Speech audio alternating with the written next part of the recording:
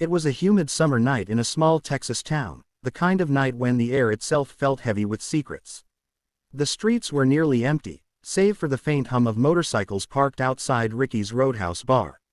Inside, the Hells Angels were laughing, their deep voices mixing with country rock and the smell of beer and gasoline. Down the street, 10-year-old Eli Carter was running barefoot. His small frame trembled with fear, his shirt torn, and his lip bleeding.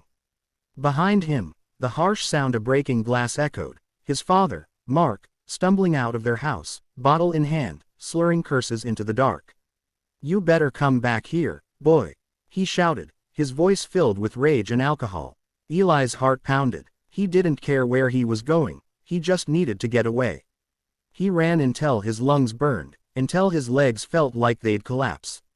That's when he saw them, a line of gleaming motorcycles, chrome catching the flickering neon from the bar sign.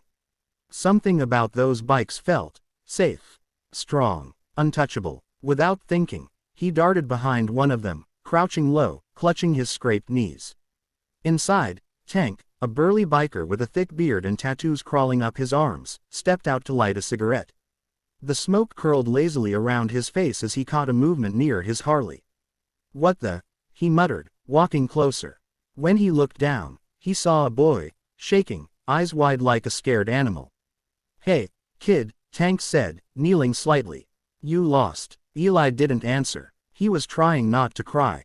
His lip quivered, his voice barely a whisper. "Please, don't tell him I'm here." Before Tank could ask who him was, the sound of stumbling footsteps grew louder.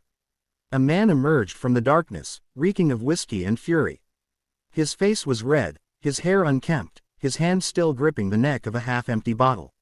"Eli," he bellowed, "you think you can run from me, boy?" Tank's expression hardened instantly. He straightened up, towering over the drunk man. Behind him, a few of the other bikers stepped outside, drawn by the commotion. The laughter from the bar died down as the atmosphere shifted. "That your kid?" Tank asked, his voice low and cold. Mark staggered forward, glaring. "Yeah, he's mine. You got a problem with that?" He raised the bottle slightly, as if to make a point. Tank's jaw tightened. "Looks like he's the one with a problem." The rest of the bikers formed a loose half-circle, their presence intimidating without a word. Eli peeked from behind the motorcycle, heart pounding. For the first time, he saw someone standing between him and his father. Mark scoffed and spat on the ground. "Mind your damn business, biker trash." Tank took one slow step forward. "You made it our business the second you scared that kid." The drunk man hesitated, realizing the danger, but his pride kept him from backing down. The night air grew heavy, a storm brewing not in the sky, but in the space between a frightened boy and a wall of leather and steel. And for the first time in his short life, Eli began to believe someone might actually protect him. The air outside Ricky's Roadhouse bar had turned tense and still. The crickets had gone silent, as if even nature was holding its breath. Eli stood frozen behind the motorcycle, peeking at the scene unfolding before him. His father, Mark, swayed on his feet, rage and whiskey mixing dangerously in his blood.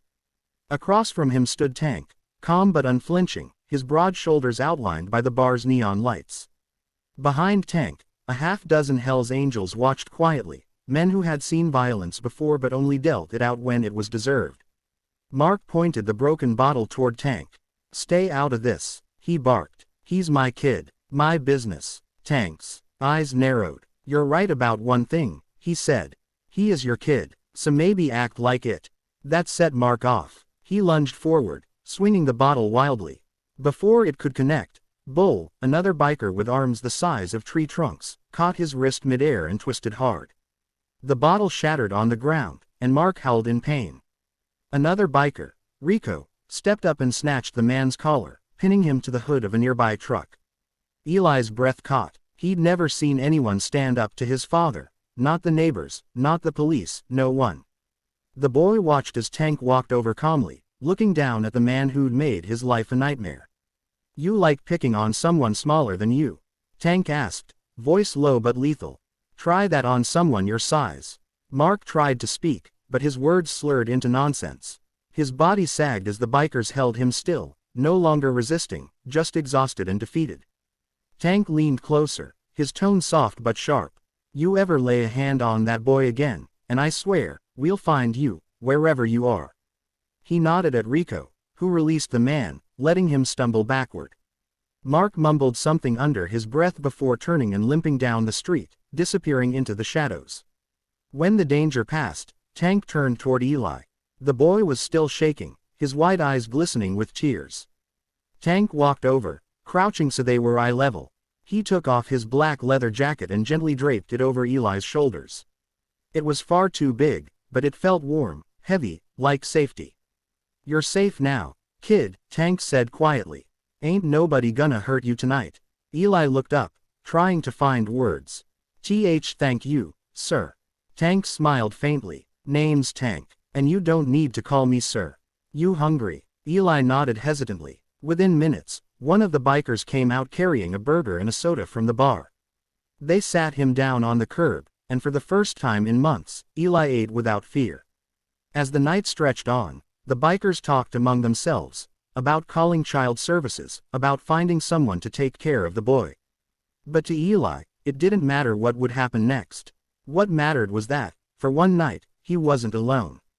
He looked around at the roaring motorcycles, the tough men who had become his protectors, and whispered to himself, maybe angels do wear leather.